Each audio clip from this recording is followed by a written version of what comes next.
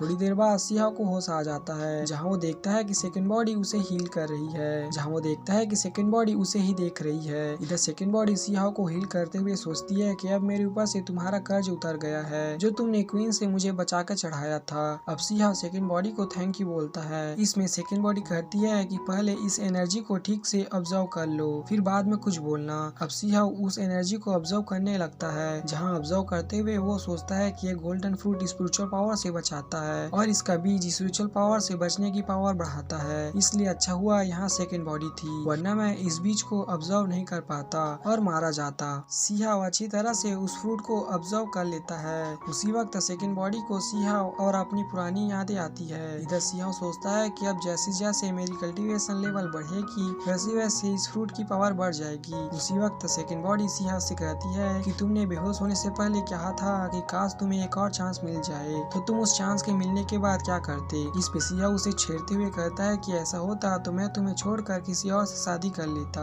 ये बोल के सियाह सेकंड बॉडी से कहता है कि जब मैं अपर वर्ल्ड में आया था तब मैंने अपना नाम हुआंग रख लिया था। ये सुन के सेकंड बॉडी बोलती है कि मुझे समझ जाना चाहिए था कि हुआंग ही तुम होंगे, क्योंकि तुम्हारे अलावा इस वर्ल्ड में कोई भी नहीं है जो अपर वर्ल्ड में आके ये सब कुछ कर सके। इसमें सियाह कहता है कि फिलहाल तो मैं हुआंग हूँ, लेकिन जल्द ही मैं अपनी सियाह वाली आइडेंटिटी सबके सामने ले आऊंगा। लेकिन मैं ये जानना चाहता हूँ कि तुमने अपनी आइडेंटिटी क्यों चेंज की है और तुम यहाँ तियानजिन अकेडमी में क्यों छुपी हुई हो। ये सुन के सेकंड बॉडी कहती है कि मैं कमजोर होने की वजह से क्वीन से फाइट नहीं कर सकती, इसलिए मेरे पास यहाँ छुप के रहना ही एकलौता रास्ता बचता है। जिस पे सियाह कहता है कि लगता है हम दोनों की परेशानी एक जैसी है, जिसकी वजह से हम लोगों के सामने नहीं आ सकते और शायद यही हमारी किस्मत में लिखा है। यह सुन के सेकंड बॉडी कहती है कि तुम पहले से ज्यादा सीरियस हो गए हो, साथ ही तुम्हारी हीरो वाली पर्सनैलिटी भी बढ़ गई है, नहीं तो तुम पहले ही शरारती थे और चीजों पर ध्यान नहीं देते थे। इस पे सियाह कहता है कि हीरो तो मैं पहले से ही था, इस पे कहने वाली क्या बात है। इसके बाद सेकंड बॉडी सियाह से कहती है कि हम दोनों ने ही बुरा वक्त देखा है, इसलिए पता नहीं अब हम वापस कब इस वर्ल्ड को अपनी असली आइडेंटिटी दिखा पाएंगे।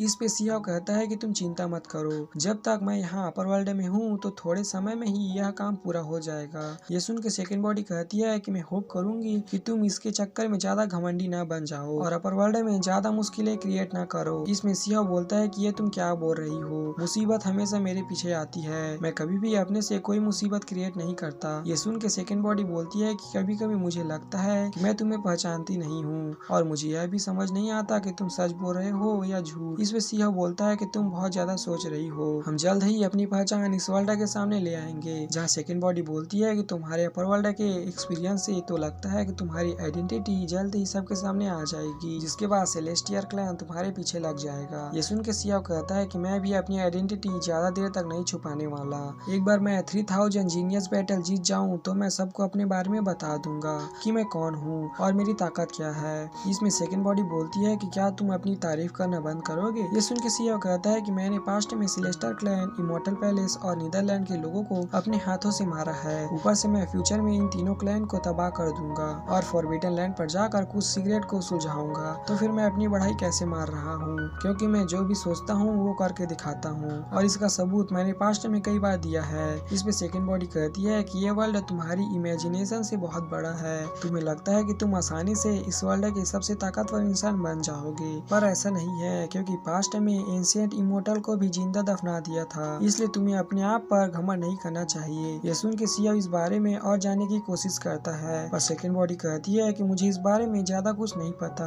इसके बाद सियाह सेकंड बॉडी से पूछता है कि तुम 3000 जीनियस बैटल जीतने के लिए क्या करने वाली हो। इसमें सेकंड बॉडी कहती है कि मैं सबसे पहले ग्रीन फ्लेम ढूंढूंगी, जिसकी मदद से मैं अपनी डिवाइन फ्लेम को मर्ज करूंगी। ये सुन के सियाह सोचता है कि ऐसी फ्लेम तो मैंने पहले भी उस कॉफिन के पास देख रखा है, जो उसने सेकंड बॉडी को बता दिया था कि मैंने उस फ्लेम को देख रखा है, लेकिन मुझे पता नहीं कि वो यही फ्लेम है या कोई और। ये सुन के सेकंड बॉडी बोलती है कि वो ग्रीन मून फ्लेम ही होगी, जो एंशिएंट एरा में ट्रू इमॉर्टल के मरने से बनी होगी। इसके बाद वो सियाह से उसकी जगह पूछती है, लेकिन तभी वहाँ कोई आने लगता है, क्योंकि उन्हें पूल से बहुत आवाज आ रही थी। तो वो आवाज सुन के सियाह सेकंड बॉडी के पास जाकर उसके कान में कहता है कि मैं तुम्हें थोड़े दिनों बाद उस फ्लेम के पास ले चलूंगा।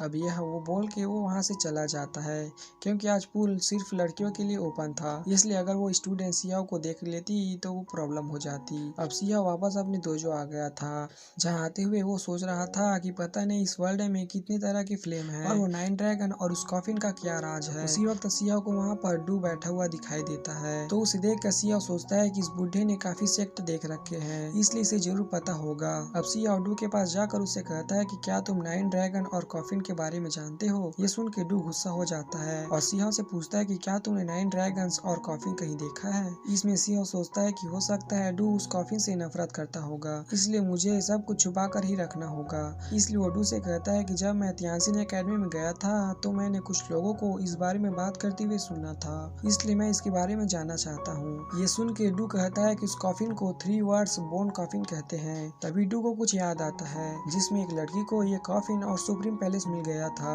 और ये बात बहुत लोगों में फैल गई थी। अब डू सियाओ को बताकर उससे कहता है कि मुझे इसके बारे में कुछ और ज्यादा नहीं पता, पर मैं ये जानता हूँ कि वो चीज बहुत ही डरावनी और अजीब है और उसका रिलेशन एंशिएंट इमोर्टल से है। इसके बाद डू सियाओ से कहता है कि मेरे सेक्टर में एक पावरफुल ओल्ड मैन हुआ करता था जो उसे कई सालों से ढूंढ रहा था, और जब वो उसे मिला तो कुछ लोगों ने उस पर अटैक कर दिया था जिसकी वजह से उसका कल्टीवेशन डैमेज हो गया था और वो मारा गया, लेकिन उसने मरते समय बाकी सबको भी मार दिया था। जिसके बाद डू सियाओ से कहता है कि पुराने जमाने में पूरे एंशिएंट इमोर्टल को दफना दिया था, लेकिन अब उसका एक पार्ट वो कॉफिन ही बचा है। ये सब सुन के सियाओ सोचता है कि उस कॉफिन का इस बुढ़े की ब्लड लाइन से कुछ रिलेशन जरूर है, लेकिन अभी ये गुस्से में है, इसलिए अभी ये सब कुछ बताना जरूरी नहीं है। इसके बाद सियाओ डू से पूछता है कि मैं एक फ्लेम को अपना कैसे बना सकता हूँ। इस पे डू बोलता है कि क्या तुम उस फ्लेम की पावर हासिल करने की सोच रहे हो। ये सुन के सियाओ कहता है कि 3000 जीनियस कंपटीशन पास आ रहा है तो मुझे खुद को पावरफुल बनाना ही पड़ेगा। इस पे डू कहता है कि ये तो अच्छी बात है, ऊपर से तुम मेरे दोजो के वंशज हो, इसलिए अगर तुम इस कंपटीशन के टॉप 10 में नहीं पहुँचे तो मुझे शकल मत दिखाना। इस पे सियाओ कहता है कि आप सिर्फ टॉप 10 की बात कर रहे हो और मुझे अंडर एस्टिमेट कर रहे हो। ये सुन के डू कहता है कि तुम इतने घमंडी मत बनो, अपर वर्ल्ड में 3000 जीनियस बैटल में बहुत सारे स्ट्रॉन्ग लोग आते हैं तो तुम आसानी से टॉप 10 में भी नहीं पहुंच पाओगे। ये सुन के सियाओ कहता है कि मैं इमोर्टल पैलेस के यंग जीनियस को आसानी से मार सकता हूँ। तो उसकी बात सुन के डू कहता है कि उन लोगों को मारना कोई बड़ी बात नहीं है, बल्कि तुम्हें दूसरे लोगों के बारे में सोचना चाहिए। इस पे सियाओ बोलता है कि आपके कहने का क्या मतलब है, क्या कोई मास्टर अपनी पहचान छुपा कर इस कंपटीशन में पार्टिसिपेट करने वाला है। तो डू से बताते हुए कहता है कि यह कंपटीशन कई सालों में एक बार होता है और इसमें कई सारे ट्रेजर मिलते हैं जो इमोर्टलिटी तक पहुंचा सकते हैं, इसलिए लोग इसमें पार्टिसिपेट करने के लिए अपनी बॉडी तक को फ्रीज कर लेते हैं। ऊपर से मैंने तो ये भी सुना है कि कई लोगों ने तो कंपटीशन को 10 बार जीता हुआ है, लेकिन वो फिर भी इसमें पार्टिसिपेट करते हैं क्योंकि इससे उसकी स्ट्रेंथ का भी पता चलता है। ये सुन के सियाओ कहता है कि इसका मतलब तो ये है कि एक क्लैन का अब तक का सबसे ताकतवर स्टूडेंट इस कंपटीशन में टॉप पोजीशन के लिए पार्टिसिपेट करेगा, लेकिन ये कैसे हो सकता है क्योंकि जो पुराने होंगे वो तो ऊपर के लेवल पर पहुंच गए होंगे, जबकि इस कंपटीशन में तो वेरिएंट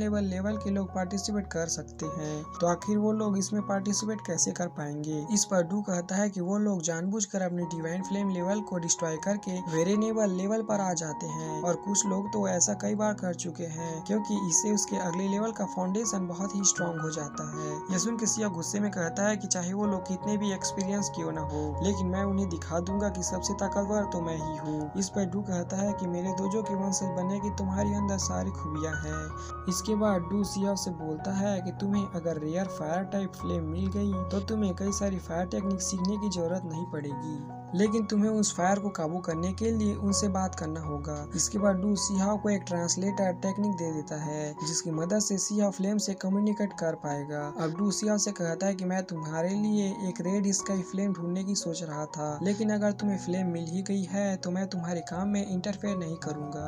अब सियाओ सेकंड बॉडी के साथ उन्हीं फ्लेम वाली जगह में जाने लगता है, जहाँ जाते समय सेकंड बॉडी का सीरियस फेस देख कर सियाओ बोलता है कि तुम सीरियस क्यों हो रही हो, चिंता मत करो, तुम्हें वो फ्लेम मिल ही जाएगी। अब वो दोनों उसी पहाड़ी पर आ जाते हैं जिसके बहुत नीचे वो फ्लेम सियाओ ने पहली बार देखा था। तो वहाँ पहुँचने के बाद सेकंड बॉडी कहती है कि मुझे नहीं पता था कि यहाँ कोई ऐसी जगह भी होगी, क्योंकि मुझे तो लगा था कि लैंड ऑफ फायर बस 7 कलर गोल्ड के लिए फेमस है और यहाँ बस वही मिलता है।